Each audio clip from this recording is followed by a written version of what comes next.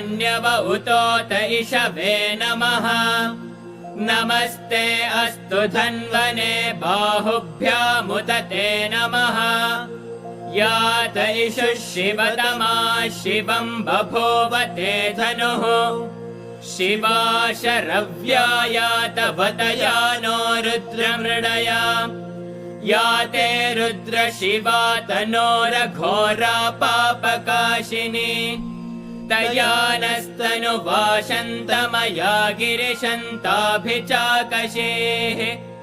यामिषुं गिरिशन्तहस्ते बिभर्षस्तवे।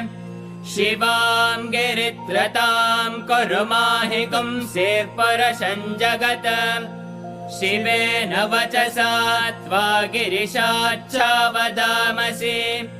यथा नः सर्वमिज्जगदयक्ष्मगुं सुमना असत्।